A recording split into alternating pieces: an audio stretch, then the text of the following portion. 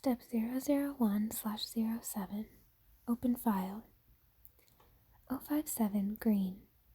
Caucasian female, British-German ancestry. Appears to be in her early 50s. The first member of the council voted into it rather than appointed by 051, after the previous 057 was determined to be no longer useful by the rest of the council. Is believed to have at one point been a site director, though any records of this have long since been modified or outright removed. Regardless, it is believed that 057 has been working within the Foundation nearly her entire life, having joined as an administrative aide when she was only 14. Has become the apparent leader of the council and controls a considerable amount of authority in that position. While a veto from 051 could theoretically subvert her assumed control, that veto has never occurred. Perhaps the most often seen member of the council, she attained the name Green due to her nearly always being seen in green pantsuits. Some high-level sources within Foundation staff have another name for her, Flytrap. Often described as the most sinister member of the council, while other members might have diabolical intentions or ulterior motives, 057 alone has the authority to make everything she intends to happen come to pass. She is often described as working towards some end, though her goals are a mystery. Decryption complete. Access log. Chapter 7. The Fly Trap. Then. A young boy stands in a long line of men and women in orange jumpsuits. He has a metal collar around his neck. He is marched out into the cold with a shovel in his hands, and as an adult with a flamethrower pushes back the encroaching flesh, he pushes the ash into small piles to be collected. He is thin and sick. Their camp hasn't received rations in 3 days, but the guards stay fed. There is a commotion, and bullets whip across the frozen earth.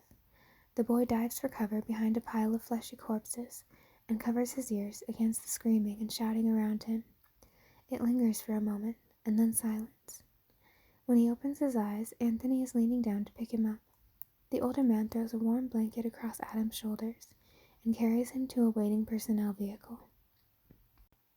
Break. Aaron Siegel stands at a podium delivering news of a breakthrough to the first assembly of their new foundation. He beams as the audience applauds. Break. The incredible Ivory flees down a dark alleyway in the 3 Portlands, Foundation agents fast on her heels. She has run for what felt like hours now, and knows she does not have much left to give. She hears dogs barking and her legs burn like cinders. She catches sight of another agent rounding the corner in front of her, so she stumbles down a side street. It opens into a quiet intersection, but she can hear them approaching from all around her. Exhausted and resigned, she collapses in the street. Paint and blood are smeared on her clothes, and she laughs now, seeing the mess. Well, she thinks, at least they'll give me something to change into. A moment later, a car screeches to a halt in front of her, and Calvin pulls her into the car. When the Foundation agents exit the alleyway, she is nowhere to be found. Break. A phone is ringing. Break. In the distance is a mountain of fire, and the sound of roaring machines, and the continent being sundered. The earth shakes.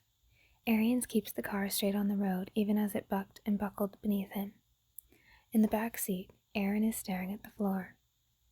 Break. Through a small crack between 2 rocks, a man squeezes through, followed shortly by his rucksack. He strikes a match, filling the chamber with light. Small white insects, those that haven't seen the light of day in 100 generations, scurry for cover. The man lights his lantern and starts forward. There's a draft from somewhere beyond this room, so he follows it. He ducks carefully under rock formations, tenderly brushing up against them, so as not to disturb them. A bat flies low overhead, and he is encouraged. This must be the right way. He presses on, and from somewhere not far off, he can hear the sound of rushing water. He opens into another cavern, but before he can get his bearings, his foot snags the edge of the walkway, and he tumbles to the ground, his lantern dashing and shattering against the ground, spilling oil and fire out in every direction. He hurries to stand, rubbing his side where he'd struck hard stone. Before he can move to put the fire out, a miracle catches his eye. In front of him is a waterfall, small, but dozens of feet high. He approaches it cautiously, extending a hand out into the waters, which he now sees flow up and around his hand. He splashes the water, which continues to flow up and out of the pool at his feet, towards some point in the dark far above him. In the dimming light of the cavern, standing before an impossibility, Frederick Williams grins. Now. Adam burst into a clearing, hands slapping at his face as he swerved and ducked away from a great many tiny assailants.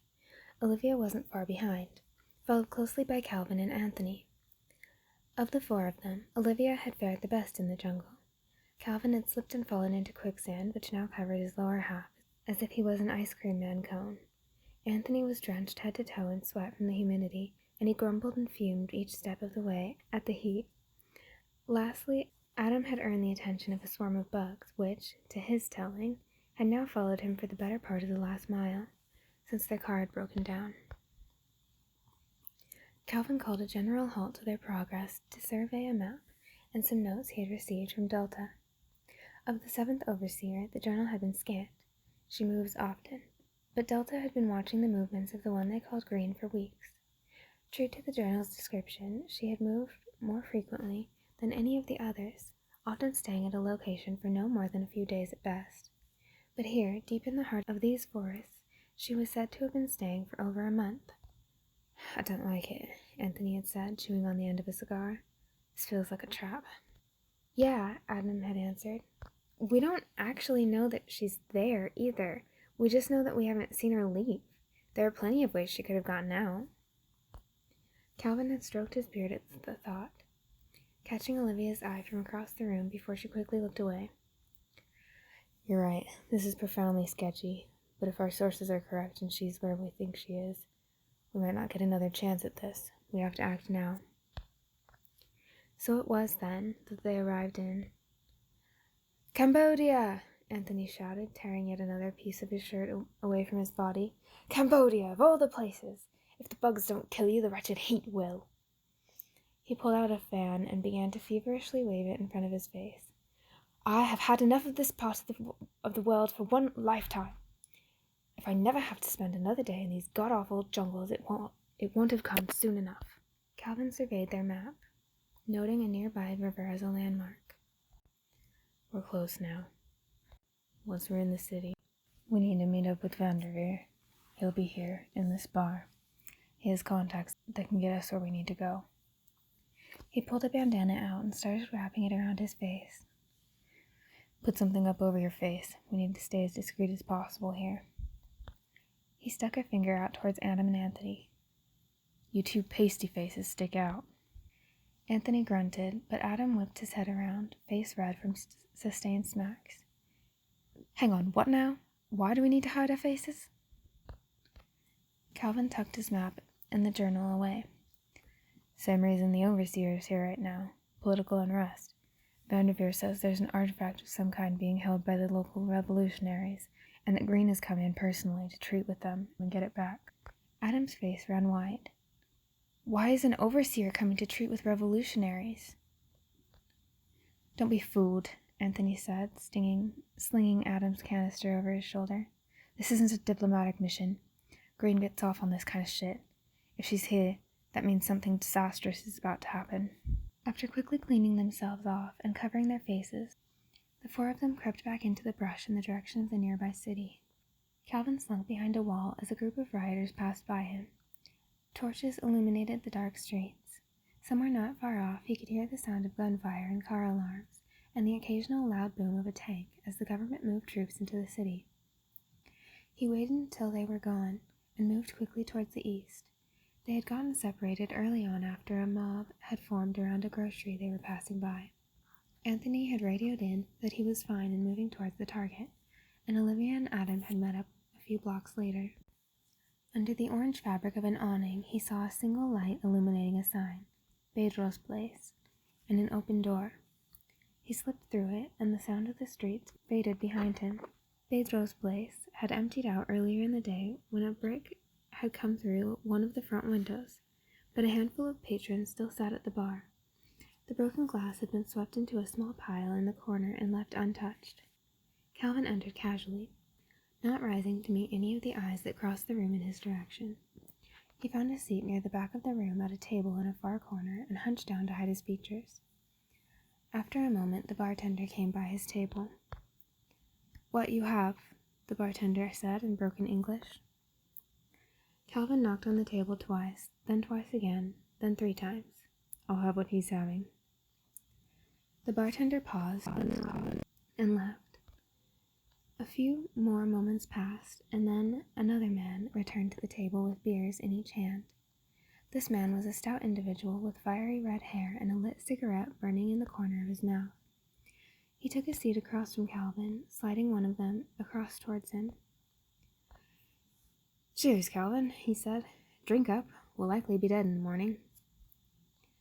Calvin grinned through his handkerchief, which he quickly removed. "Van," he said, "aren't you a sight for sore eyes?" Vanderveer shrugged. "Must be pretty sore, then." He took a drink. "Where's the rest of your band of merry men? I was promised a raiding party, not a single over-the-hill operation." Calvin snorted. "We were separated. Anthony's moving ahead to the watch point, and Liv and the kid are on their way. We should meet them on our way out." Vanderveer nodded. "Once they arrive, we'll need to move quickly. We won't have an abundance of time to act. If the riots dissipate, we've lost our opportunity. Our only cover right now is that the streets are full of looters, and we're just a handful of tourists." They were interrupted by a barking dog outside, which quickly faded into the hum of the background. Calvin took another drink. "What's going on out there?" "Local politics," Vanderveer said. "Cuvier came in and set up here a number of years ago and thoroughly effed the water. They were doing what they usually do, you know, come in, set up, dig furiously, and then wait until the jailers come and force them out.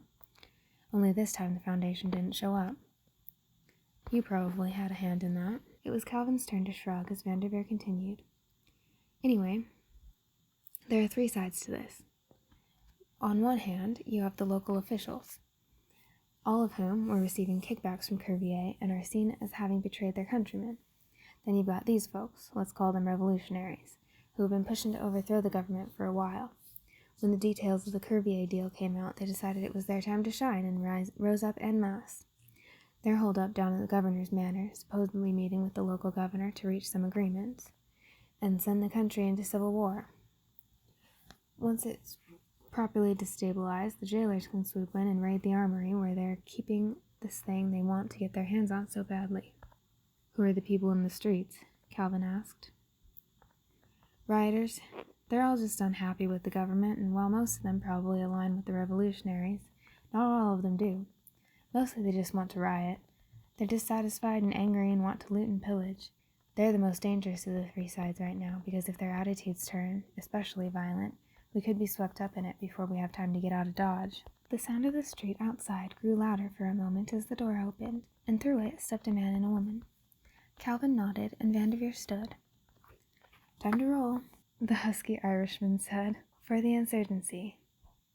Calvin took his extended hand for the insurgency. Olivia and Adam fell in behind them, and together forced that quickly out of the concealed side door. As they passed the bartender, the man gave him a nervous nod. Once they were out on the side street, Vanderveer pointed towards the lights in the distance. "That's where we're going," he said, voice rising slightly to be heard over the din of the crowd.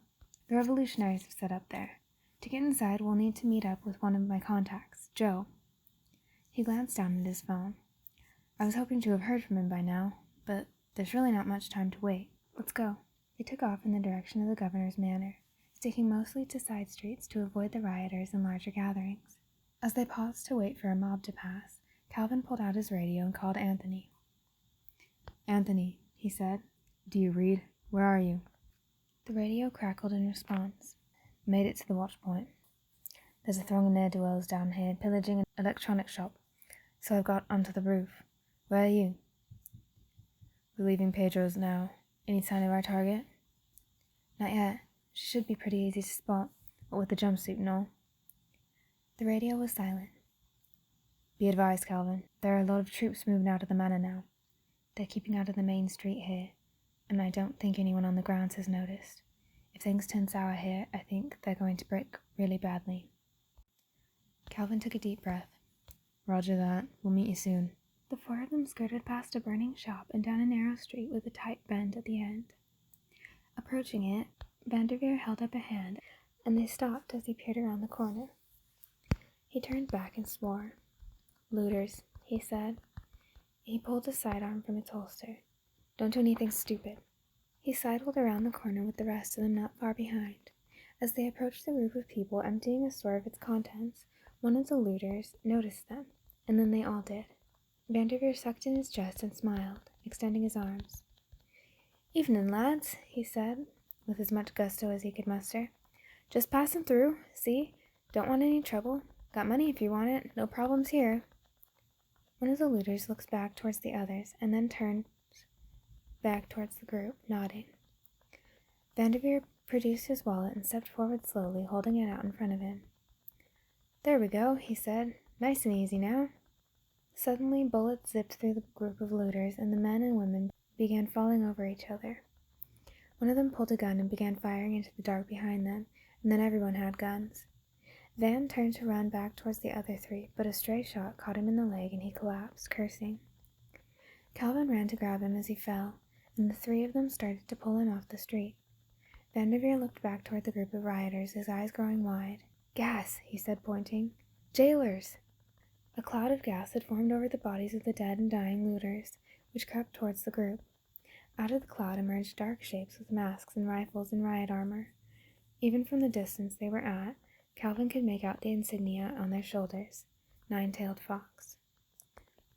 "Oh shit," Adam said under his breath, and suddenly the group was in a near sprint, with Calvin heaving the hefty Vanderveer over his shoulder to keep up the pace.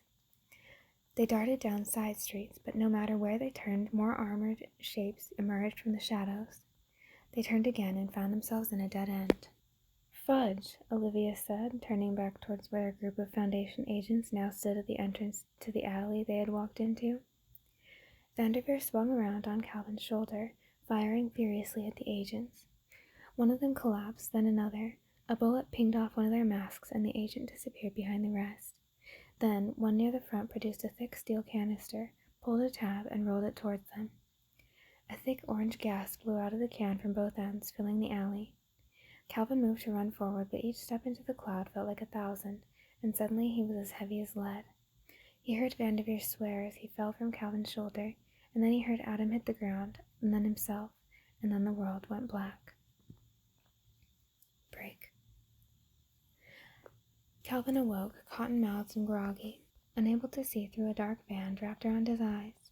He felt for his wrists, cuffed, and his ankles as well. He reached as far backward with his hands as he could, and he felt something cold, but very alive. Olivia. Somewhere nearby he heard the unmistakable sound of Adam snoring, then a voice. "Captain, Captain, Captain," it said, slowly and steadily. It was a rich voice, vaguely southern, full-textured and hearty, and clearly female. The voice was that of someone very sure of where they stood. "I should start giving you menial scouting missions more often, when you come back with prizes like these." Another voice, this time male, harsh. "Are these the insurgents?" "Yes, I believe they are," the woman said. Calvin heard footsteps, and then nothing. "This one's out of place. We're missing one."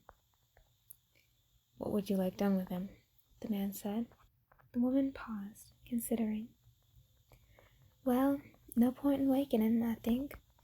All in all, a better way than what we have in store for the rest of them." There was a heavier sound as the man, clearly in boots, crossed the room. Calvin heard the sound of a bullet sliding into its chamber, and then the ear-piercing pop of a gunshot. Calvin jumped and heard Olivia scream from behind him. Look, they're awake. Get 'em up, hurry, we don't have a ton of time." More footsteps, and then Calvin was yanked by 2 sets of hands. The hands pushed him against the wall, and another pulled a blindfold off his face. He squinted against the glare of the lights, and as the room became clear, he was met with the sight of a short, squat woman in a dark green pantsuit. She wasn't old, maybe early 50s, and she wore black shoes with green flowers on them. She was leaning down to look at him quizzically, like some bird of prey lurking over a meal. Calvin turned to his left and right, confirming that Olivia and Adam were there with him, and generally no worse for wear. He glanced into the corner of the room and then back quickly. Vanderveer lay dead on the ground, a bullet hole placed between his eyes. The door to the room cracked open. "What was that?" asked the voice on the other side. "Who are you shooting?" The woman in the pantsuit waved them off. "Don't worry about that. I'm dealing with a personal issue, you understand. Personal? Personal. That means no you. Scooch." The door slid closed, and she turned back towards the group, smiling. "Well, well, well," she said, clapping her hands together. "And here I thought I was going to have to spend time looking for you three, and you walk right into one of my patrols. That's just something, I tell you what." Noticing that Olivia was staring at Vanderveer, the woman gestured dismissively. "Oh, don't you worry about him, Shug. He went quick and easy. You're about to have a harder time of it, I'm afraid." She turned back towards an open window.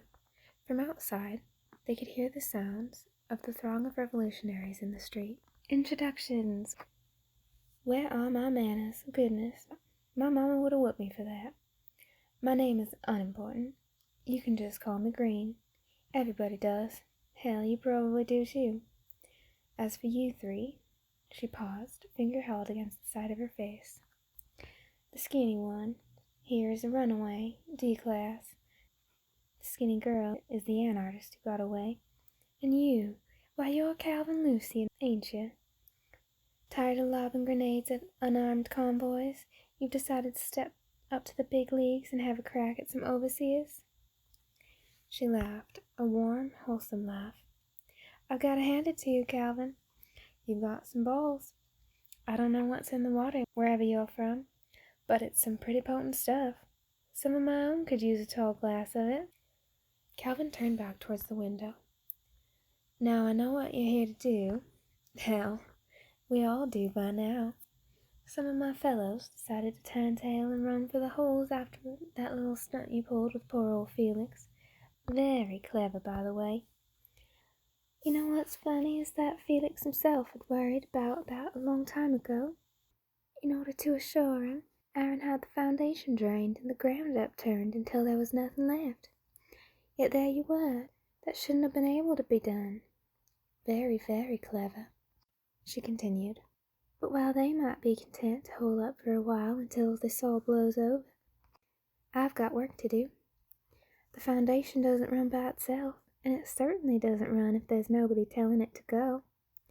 Besides," she turned her head to look back at them, her eyes steely and her smile crooked and devilish, "this is the most alive I've felt in years." Calvin grunted. "You're a peach." Green laughed again. "Georgia grown, isn't that fitting?" She crossed the room again in a hurry. "So here's what I'm going to offer you, Calvin. Something of a wager. Have you ever watched a fly at a fly trap? That's the most natural gamble out there. The fly is gambling that it can make it down to that sweet, sweet nectar and out before the fly trap snaps shut. The fly is willing to take that bet, though, because the nectar is so good and it's right there." She pointed at Adam and Olivia. "I'm going to offer you lives for a life. Easy. You let me kill one of them, two of them, your choice, I'm not unfair. And I'll let you do whatever you want to me. Kill, maim, butcher, whatever. Or, and here's where it gets interesting, you refuse and I leave this room, go into that room."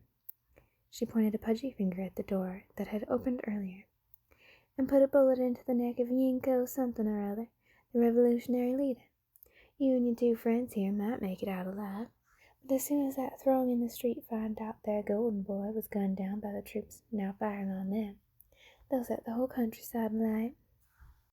Green squatted down in front of him, both hands held out in front of her. "That's where it is, Calvin. There's the nectar. It's right there. All you have to do is reach out and take it." Calvin struggled against his restraints. One of the guards behind him put the butt of his rifle into Calvin's back, knocking him over. "F you," he said. Green rolled her eyes. "You should have learned some more words and gone to church when you were younger, Calvin." "Take me," Calvin heard Olivia say next to him. Her voice was hoarse. "Calvin, she's going to kill one of us anyway. How else are we going to get the chance?" The woman laughed. "She's right, Calvin. Somebody is dying tonight, and you get to decide who. Come on now, we don't have all night. Ping-pong is not a patient man." She motioned at him, and the guards sat him back up. "Fine," Calvin said, spitting out blood. "Shoot me. Let those two go." Green didn't laugh, but her smile grew unnaturally wide. No, Calvin. That's not how the game is played. You don't get to choose yourself. You think this is some kind of noble sacrifice you'd be making?" Now she laughed. "You would have thought after so many years of losing, the insurgency would have figured this out by now. There are no noble sacrifices, Calvin. Here's what will happen. You'll choose one of your friends, or those people out there, and I live or I die. If I live, I go back to work and replace the overseers you've killed. It certainly won't be the first time. If I die, you get to feel like you've won something for a moment, and then you're either killed by the masses outside those stores, or killed by our agents, or die of the flu, or whatever. Maybe you kill another overseer. Gene is looking wobbly right now. He'd be a good target. Either way, eventually you reach a point where you have exhausted your efforts, and you'll stop lying, and then you'll stop trying. You'll run into a mountain you can't climb, and believe me, the mountain is coming up soon. You'll realize that this tower was built to not be climbed, and you'll give up. As soon as you give up, none of the deaths mean anything. It doesn't matter if it's you, or her, or me." She stood up, hands still outstretched. "You know what makes sacrifice worth it? Perpetuity. You either keep going and live forever, or you die and history forgets." She laughed. "The worst part is, honestly, you really have no idea what you're doing." Calvin opened his mouth to talk, but Green held out a finger to silence him. "I know what you think you're doing, but honey, you were messed up from the word go. You think that killing people will stop the Foundation, and well," she paused pensively, "you should ask Aaron Siegel about that. Hard to kill an idea." She turned the hand back over. "Last chance. Make a choice, fly." Calvin struggled against his restraints for a second more, and Green sighed. "Fine. This is actually what I wanted in the first place anyway." She gestured at the captain, who strode toward the door. Olivia shouted out and lunged toward him, but was rebuked by the end of his rifle. He kicked the door open and fired 3 times through the doorway. There was shouting on the other side, and then he fired again until the shouting stopped. He nodded to someone in the room and walked through, followed by other agents. They heard another door open in the next room, and the sound of something wet and heavy hitting concrete. The crowd outside went silent. A moment later there was a single gunshot, and then 1,000. The mob erupted, and the earth began to shake. More gunshots filled the air, and they could smell the distinct scent of gunpowder and searing flesh. Green turned to gather her things. "You know that thing I said earlier about fly traps? Here's what's funny about that. Even if they don't go for the nectar, it's too late. They won't ever get out. The fly is made to do all sorts of things. But the fly trap is just there to catch the fly. But they keep coming, because that nectar sure does look good." She turned to look at them. "I wonder who'll be next." Suddenly, Adam was on his feet, his cuffs and a nail clattering to the ground. He had taken 3 steps when Green had her gun out, inches from his face. He stopped suddenly, legs shaking, and Green cocked her head and smiled. "Oh, no," she said. "Sorry, honey, but it's not going to be you." Calvin saw a flash of light out the window, and then Green was stumbling backwards, clutching her hand and cursing. Blood rushed between her fingers. From on the table next to her, a confiscated radio crackled. "Run!" It was Anthony. Adam snagged a key off the table as Green ran out of the room. Once unshackled, Calvin collected their weapons and the radio. "Anthony," he said, running into the next room. "Do you have eyes? Where's she at?" "On the roof," Anthony said. "There's a helicopter landing right now. I'm heading your way." As they rounded the corner, 3 of the revolutionaries stormed up the stairs, guns drawn. They opened fire on the 3, forcing Calvin behind a table and Olivia back into the first room. Calvin returned fire, catching the first man in the shoulder and forcing him back. Olivia fired blind, but missed. 2 more were coming up the stairs behind them, and more could be heard below. Calvin could barely hear the crowd below them over the din of the helicopter above. Calvin reloaded, but out of the corner of his eye he saw Adam sprinting around the corner behind Olivia. something long and slender in his hand. Before Calvin could shout out to him, Adam had the spear of the non-believer cocked back and aimed at the men in the stairwell. In the moment before he loosed it, Calvin felt the air get sucked out of the room. Silence filled the space where noise had been a second prior, and the lights dimmed. He grabbed his chest, unable to breathe, and managed to get turned just enough to look over the table towards the stairwell.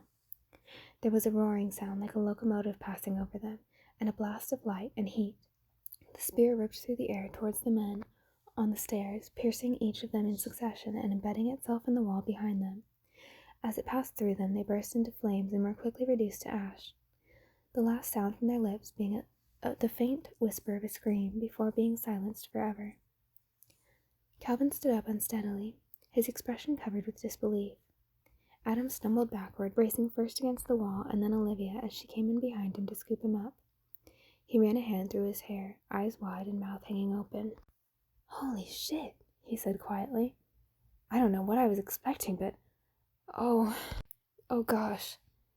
"No time, come on," Calvin said, before realizing that Adam could barely stand. "Olivia, stay here with him. Anthony will be up soon. I'll get Green." Olivia nodded. Calvin bounded up the stairs toward the roof, taking the door with a lowered shoulder and bowling out onto the platform above. The helicopter was just a few steps away, and Green was standing on the railing. When she saw him, she extended her free hand in greeting. "This is it, Calvin." Her voice cut over the sound of the helicopter and the crowd below, which was now in a frenzy. Fires had broken out across the entire quad, with more cropping up in the distance as the city began to burn. "This is the world your actions led you to. I hope it was worth it." Calvin pulled out his sidearm and fired at her. He missed once, then twice, and then an explosion rocked the building and his gun fell from his hand. He reached to grab it, but was too slow, and it disappeared over the edge of the roof. With Green laughing over the noise, the helicopter began to ascend. Calvin felt someone come up beside him. Anthony planted a knee into the ground and, taking aim with his scoped rifle, fired around. It pinged off the metal just beside Green, whose eyes grew wide with something like glee upon seeing him. "Ah, Vince, you late. I'd hoped I'd get the chance to catch up with you, too." She blew him a big kiss. "I'll tell Aaron you said hi when I see him next." Anthony lined up another shot, but was wide when he pulled the trigger. The helicopter continued to climb. He fired again. Nothing. Then, something streaked out of the crowd below them. A rocket. It arced into the sky and disappeared into the open door of the helicopter. For a moment nothing happened. Green didn't look like she'd even seen it. Then scarlet filled the sky as the rocket and helicopter both burst into flames and fell to the earth. The blades were spun out into the crowd, and the flaming mass of metal struck a nearby building. The fuel exploded, and both the wreckage and the building collapsed into the crowd below them. Another explosion rocked the ground beneath them, and then another. Overhead, low-flying shapes came into view, moving quickly past them and away into the distance. Moments later, fire lit up the horizon, drawing closer to them. Another wave of shapes passed by, jets, and then more fire.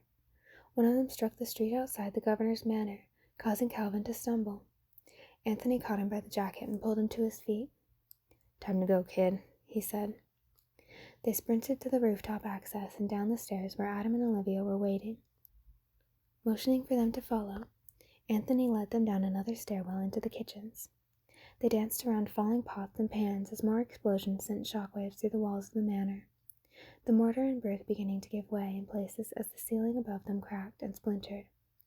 They turned one corner and then another, and then a third led them to a side door that Anthony lowered a shoulder into, flinging it open and emptying them out onto the street. They stood between the now crumbling manor and the building adjacent that had caught the flaming helicopter as it fell from the sky. At the end of the alley, they could see the mob converging on soldiers, who opened fire into the mass. Above them, more planes screamed overhead, and more bombs fell onto the crazed populace. Anthony turned back to the other end of the side street. "Down there." He pointed at the end of the street. "There was a carpool when I came in the back. There's liable to be something in there, but we can..." He was cut short by the scream of something unnatural. Turning back towards the flaming wreck of the building next to the manor, they saw a fiery figure step out of the wreckage. Its skin had sloughed off half its face, and one arm had been severed just above the elbow. It stumbled out into the street, trying to balance on rapidly melting legs. Its eyes were gone entirely. All that remained were empty sockets full of smoke. The figure turned towards them and opened its mouth, and a foul moan echoed out of its charred throat, drowning out all sounds around them. It took one step toward them and then another. Instinctively, Calvin fired at it, and the bullet tore through flesh and bone, but still it inched forward. The figure moaned again and raised its head, leveling a gun at Calvin's chest. He realized too late what it was, but by the time he heard the crack of the gunshot, he was already on the ground. Standing over him was Anthony, hand clutching the side of his neck. Another crack, and he stumbled backwards as Olivia screamed and fired back. Blood was pooling underneath his shirt. There was a third crack, and the sound of a bullet ricocheting off the pavement as the holder of the gun collapsed into a smoking, smoldering, unmoving pile. Anthony turned as if to walk away and fell, only barely avoiding slamming into the pavement as Adam slid underneath him to break his fall. Calvin scrambled to his feet and rushed over. Blood was now pulsing out from under Anthony's fingers on his neck, and more was seeping through his shirt. Olivia was trying to keep pressure on the chest wound, but Anthony waved her off. He took a breath and then another. Each felt like it lasted an eternity, and each was more ragged and uncertain than the last. Calvin stood over him, blood now spattering onto his shoes every time Anthony coughed. The helplessness of it all began to close around him like a shroud. Then he felt something, a weight that he had forgotten about and suddenly remembered. He reached into his jacket and pulled out a crystal vial of clear, shimmering fluid. He held it in front of him, the light of the fires behind them dancing across its surface like fireworks in rain. Adam saw it too, and his eyes drew wide. Olivia had stopped what she was doing, and then they were all watching Calvin. Almost unconsciously, he brought his other hand up to remove the seal. "No," croaked Anthony through spittle and blood. "Calvin, no, don't." Olivia looked back down at him, tears streaming down her face. "Anthony, please, we can save you, we can—" The older man shook his head. No, not like that, no." His eyes, which had until this moment been unfocused, were now locked onto Calvin's. "My mistake. Mine, not yours." Calvin hesitated, his hand still inches from the seal of the vial. Then, as quickly as he had produced it, he slid it away into his jacket. Anthony sighed. "Vincent," he whispered, his voice hoarse and barely audible over the din. "Arians, it was my name." He raised a hand towards Calvin, who took it into his own. "Here, now, for you, Anthony." He smiled. Then, after one more shallow breath, Anthony Wright died. Calvin was the first to stand. He took several deep breaths, trying desperately not to think about it. "We need to go," he said. "The car police said there were cars. We need to get out of here." Adam looked up, his eyes red behind tears. "We can't leave him here, we can't." He turned to Olivia as if to beg her, but she was already frantically digging around in her bag. After a second, she pulled out a thin brush and a small container of light blue paint. She motioned for Adam to stand back, and the young man took 2 hesitant steps away from Anthony's body. With a swift, deft hand, she ran long lines of paint across the body.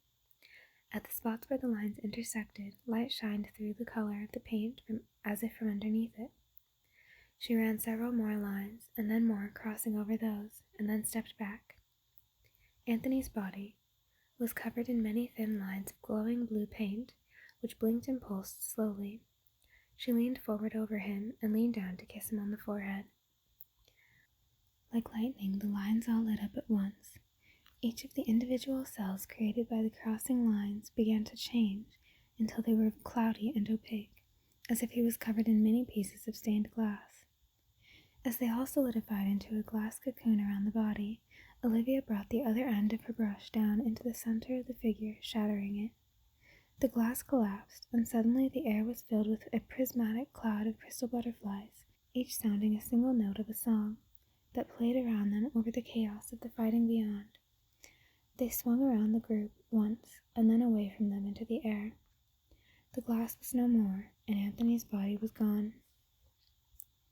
Calvin grabbed the 2 of them up, and together they raced down the alley towards the back of the manor. More explosions lit up the night sky, and dark figures raced into the woods outside the city all around them. When they reached the car lot, half of the vehicles there were on fire, and a 10-meter crater was carved out of the ground where they had been.